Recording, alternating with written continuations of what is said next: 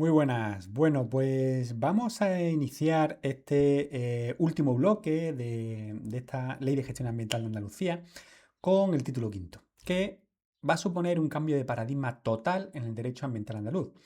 Históricamente, la administración ha funcionado a base de comando y control, ¿no? Yo te obligo, yo te autorizo y yo te sanciono, en su caso. Sin embargo, la transición ecológica, podríamos decir, necesita de proactividad. Así, este título va a consagrar la corresponsabilidad, ofreciendo a las empresas herramientas para ir más allá del mero cumplimiento legal. Se va a estructurar en dos grandes vías para alcanzar la excelencia ambiental: los convenios de colaboración público-privada y la adhesión a instrumentos voluntarios de certificación. El artículo 140 regula los convenios ambientales, que son acuerdos formales entre la administración y las empresas o sectores para mejorar la ecoeficiencia. Pero la ley introduce una serie de salvaguardas muy duras para evitar lo que se denomina como greenwashing o lavado de cara verde. Estos convenios no pueden ser meras declaraciones de intenciones, son jurídicamente vinculantes, exigen objetivos medibles y plazos estrictos. Además, desde una perspectiva laboral, la empresa está obligada a informar a sus trabajadores antes de firmarlo. Y la consejería va a mantener un registro público de todos ellos para garantizar la transparencia social. Bueno, si una empresa quiere demostrar su excelencia, el artículo 141 le ofrece un catálogo cerrado de 5 instrumentos voluntarios. Empezamos por los grandes estándares de gestión, el exigente sistema europeo, el EMAS, y las conocidas normas internacionales ISO-UNE. Para certificar productos concretos vamos a tener la etiqueta ecológica europea o Ecolabel. Y ya bajando al ámbito autonómico, la ley va a potenciar dos herramientas propias: el Sistema Andaluz de Compensación de Emisiones, conocido como SACE, y la creación de un nuevo distintivo de calidad ambiental exclusivo de la Junta de Andalucía. Bueno, vamos a ir viendo las diferencias entre las herramientas y empezamos con las herramientas europeas. Bueno, pues el EMAS es el esquema más riguroso de la Unión y certifica a las empresas en su conjunto. La consejería va a ser la encargada de auditar e inscribir a las empresas en este registro público. Por el contrario, la Ecolabel certifica un producto o servicio concreto, garantizando que su impacto es reducido desde que se fabrica hasta que se desecha. El gran incentivo que introduce la ley para ambos instrumentos va a ser el económico. La Junta se obliga a valorar positivamente a las empresas y productos con estos sellos en sus licitaciones, impulsando lo que se ha venido a denominar como compra pública verde. Bueno, el artículo 144 regula el Sistema Andaluz de Compensación de Emisiones, el SACE, que va a ser nuestra herramienta estrella contra el cambio climático. Va a permitir a las empresas calcular y escribir voluntariamente su huella de carbono. La innovación de la ley está en cómo se incentiva su uso. La Junta va a promover que las empresas financien proyectos de absorción con CO2 en montes públicos andaluces.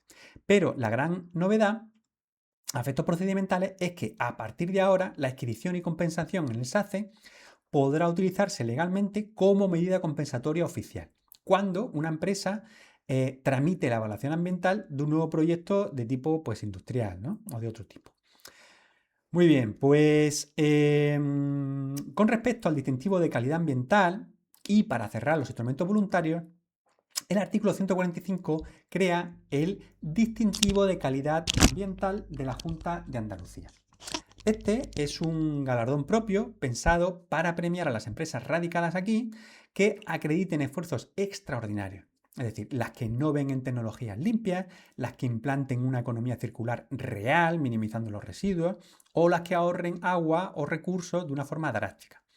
Su objetivo último es dotar a los consumidores andaluces de una garantía institucional, un sello fiable que les indique qué empresas están liderando de verdad la transición ecológica en Andalucía.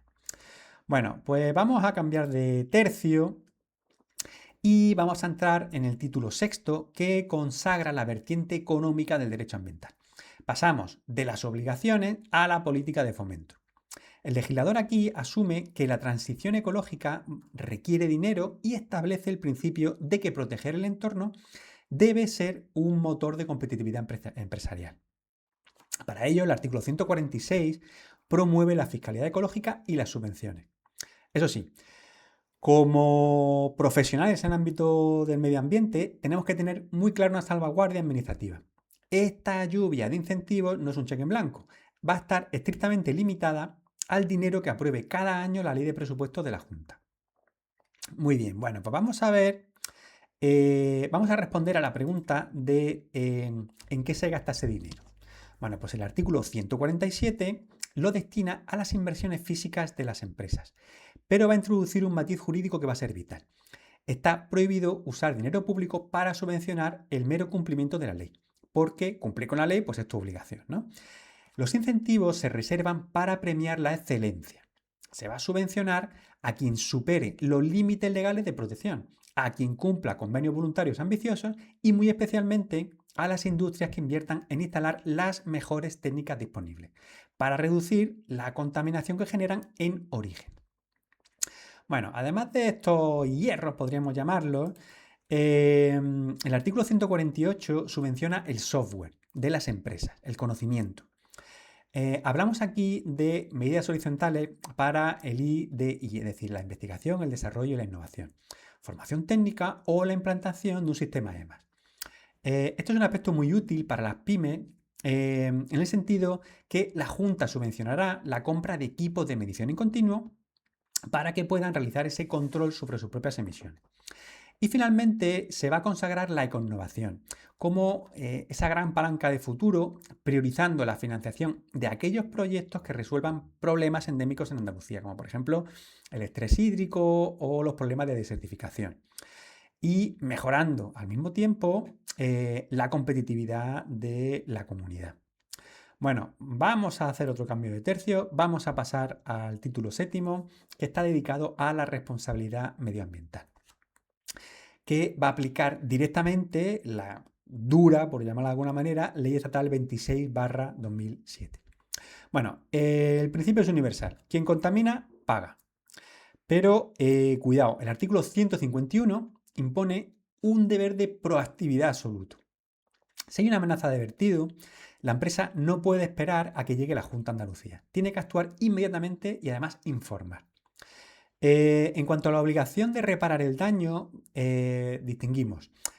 Las industrias peligrosas del anexo tercero tienen responsabilidad objetiva, es decir, pagan siempre haya o no haya culpa, mientras que el resto de empresas tienen responsabilidad subjetiva, es decir, solo pagan la restauración si se demuestra que ha habido negligencia o dolo.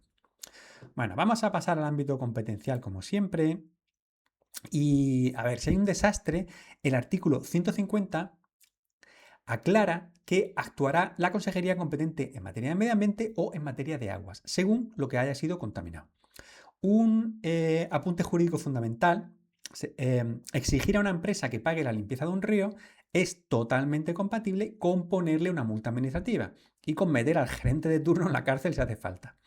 No va a aplicar aquí el non bis in idem, porque se están castigando cosas diferentes. Para que la administración se asegure de que hay dinero para limpiar, el artículo 152 obliga a las industrias peligrosas a tener lo que denomina un análisis de riesgo, establecido por la normativa estatal, y además un seguro o garantía financiera. Y ahora, como salvaguarda andaluza, la Junta puede prohibir que abran la fábrica aunque tengan la integrada si tú no demuestras tener ese seguro ya contratado. Bueno, pues visto brevemente esto, vamos a pasar al título octavo, que regula la inspección, la vigilancia y el control de los aspectos regulados en esta norma, ¿no? Bueno, pues si en el título tercero flexibilizábamos los permisos, en el título octavo endurecemos la vigilancia. Va a ser el aparato coercitivo de la ley. El artículo 153 establece la sujeción universal. Nadie va a poder escapar a la inspección. Para no colapsar el sistema, el reparto de tareas es simétrico quien da los permisos. Y vamos a desarrollar. La Junta de Andalucía va a ser quien inspeccione las grandes industrias que tienen la integrada o la unificada, mientras que los ayuntamientos asumen la policía ambiental de sus núcleos urbanos, de sus calles, por decirlo de alguna manera, controlando todos los negocios que operan con la licencia ambiental o con las simples declaraciones responsables a efectos ambientales. Bueno, vamos a entrar ahora en la figura del inspector ambiental. ¿Quién hace las inspecciones? Bueno, pues el artículo 155 reserva esta potestad exclusivamente al personal funcionario, otorgándoles además la condición de agentes de la autoridad. Van a poder entrar en una fábrica sin avisar. Y además pueden ir acompañados de técnicos de empresas privadas, las famosas ECAs, para hacer las mediciones. Pero este personal privado jamás va a poder firmar un acta o paralizar una planta. Frente al inspector, el titular tiene un deber de sometimiento absoluto. Si tú no le dejas entrar, la ley lo va a tipificar como una obstrucción. Y la persona inspectora está legalmente facultada para llamar a la Guardia Civil o a la policía para forzar la entrada si no se le permite. Bueno, vamos a pasar a ver la planificación de la inspección basada en el riesgo. Entonces, para optimizar recursos, el artículo 158 acaba con la arbitrariedad. Las inspecciones se tienen que planificar. Va a existir un plan plurianual con las estrategias generales y un programa anual que dice qué fábricas concretas son las que se van a visitar en ese año. ¿Cómo va a elegir la Junta a quien inspecciona? Bueno, pues mediante una evaluación de riesgos. Una empresa con tecnología obsoleta, cerca de un pueblo y con un historial de multas, va a ser inspeccionada pues, constantemente, ¿no? Y sin embargo, una empresa moderna con certificación EMA, pues apenas va a recibir visitas. Toda esta metodología va a ser pública y va a ser transparente para todos los operadores. Va a tener que ser publicada en el boletín oficial de la Junta de Andalucía. Bueno, vamos ahora con el procedimiento inspector, que va a culminar con el levantamiento del acta. Jurídicamente, el acta es el documento más, llamémoslo, letal de este título, ¿no? Al estar firmada por un funcionario, una persona funcionaria, va a tener el carácter de documento público y va a gozar de presunción de veracidad.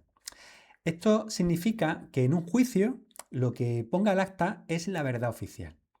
Se va a invertir la carga de la prueba y va a ser el empresario infractor, se entiende en este caso, quien tenga que sudar para demostrar que el inspector ha sido quien se ha equivocado. Tras el acta, se va a dar audiencia a la empresa y se emite un informe definitivo que le va a obligar a arreglar aquellos fallos que se hayan detectado, ¿no? Independientemente de la multa que le pueda caer posteriormente. Bueno, pues vamos a llegar ya al final, entramos en lo que sería el título 11, el régimen sancionador. Sería como el martillo ya del sistema, ¿no? Si la ley te dio facilidades al principio con las declaraciones responsables, aquí te va a castigar si haces trampa. Y el objetivo de la norma no es recaudar, sino restaurar el medio ambiente. El artículo 161 va a calificar las infracciones en muy graves, graves y leves. Y vuelve a insistir en la cláusula de salvaguarda. Pagar esta multa a la Junta no te va a librar de pagarle los daños a tu vecino por la vía civil, ni te va a salvar de ir a prisión si has cometido un delito medioambiental. Bueno, entrando ya con más detalle, vamos a responder a la pregunta, ¿quién paga la multa? Bueno, pues el artículo 180 atrapa a todo el mundo. Al que apretó el botón, al dueño de la fábrica, al promotor y al operador. Si hay varios culpables y no se sabe quién hizo qué, la ley va a aplicar la responsabilidad solidaria. La administración le puede cobrar el 100% de la multa al que tenga más dinero y que luego se peleen entre ellos para ver cómo se hace el reparto. El procedimiento va a seguir las leyes administrativas comunes, ¿no? Pero el artículo 182 añade un castigo para la reputación corporativa. Si cometes una infracción muy grave, la Junta va a publicar tu nombre y tu multa en el BOJA o en la prensa, o incluso puede hacerlo en la prensa, ya para escarnio público, ¿no? Bueno, a menudo la multa económica es lo de menos, ¿no? Para una gran empresa.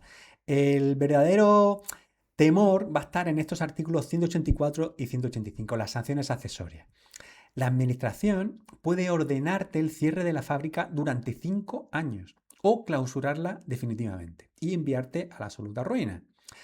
Te puede también revocar tu autorización ambiental integrada, puede inhabilitarte para trabajar en este sector, puede quitarte todas las subvenciones europeas o puede prohibirte volver a firmar un contrato público con cualquier ayuntamiento o ministerio o con la Junta, con cualquier administración. Son medidas diseñadas para sacar del mercado a lo que podríamos llamar como malos operadores, ¿no? Bueno, para calcular la multa exacta, el instructor va a aplicar la graduación que se establece en el artículo 186.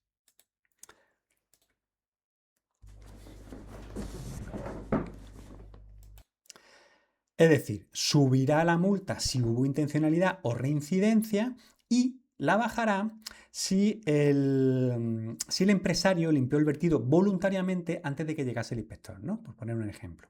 Pero hay una regla de oro que es insalvable. La interdicción del beneficio ilícito. Si una empresa se ahorró 50.000 euros por no poner un filtro que era obligatorio, la multa jamás va a poder ser inferior a los 50.000 euros. Es decir, se acabó el cálculo este empresarial de que sale más barato pagar la multa que cumplir con la ley. Bueno, vamos a pasar ahora a ver las competencias sancionadoras en el ámbito autonómico. ¿Quién firma las multas? Bueno, pues el artículo 188 reparte el poder. La Junta multa a las grandes industrias y los ayuntamientos a los negocios locales. Dentro de la propia Junta, el artículo 189 escala la competencia según la gravedad del castigo. Las multas pequeñas, de hasta 150.000 euros, las va a firmar el delegado territorial de la provincia donde se haya cometido la infracción. Pero si la infracción es un desastre ecológico mayúsculo y la multa supera los 600.000 euros, el expediente se va a elevar y todavía más alto y será ya el propio Consejo de Gobierno quien dicte la resolución sancionadora. Bueno, pagar la multa no te va a dar derecho pues, a dejar la basura en el campo tirada. Y para esto el artículo 197 exige que el infractor repare el daño y devuelva el entorno a su estado natural, incluso demoliendo lo construido ilegalmente. Esta obligación es tan fuerte que la Junta puede anotarla en el registro de la propiedad para que ningún comprador, un incauto, adquiera esa finca sin saber lo que tiene detrás. Si el infractor se niega a limpiar, entran en juego lo que son las herramientas coercitivas.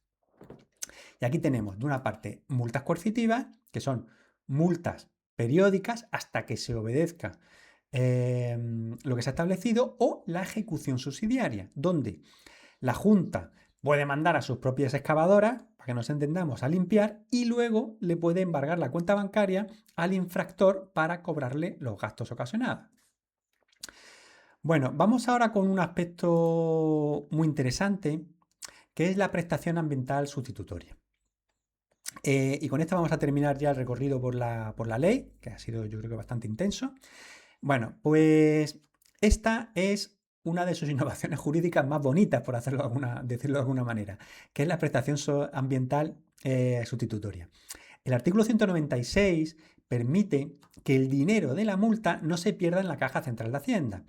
Si el empresario lo solicita, la administración puede dejarle pagar la multa ejecutando un proyecto de mejora ambiental, reforestando un monte o pagando campañas de educación ambiental, por ejemplo. Eso sí, el coste del proyecto nunca puede ser menor al de la multa y no le exime de limpiar el vertido que provocó, los residuos o lo que haya vertido. Bueno, como conclusión final, comentar pues que esta figura de la prestación social, me sale la social porque es la que todos conocemos. Esta figura de la prestación sustitutoria resume perfectamente el espíritu de la nueva ley. Transforma el castigo puro y duro en un modelo de justicia restitutiva. Conseguimos que el infractor, en lugar de ser un simple pagador resentido, pues se involucre de forma activa con su dinero y su esfuerzo en mejorar de forma tangible el medio ambiente en Andalucía. Y bueno, espero que haya sido de la máxima utilidad y que os haya ayudado a entender mucho mejor el contenido de esta ley y sus cambios más importantes.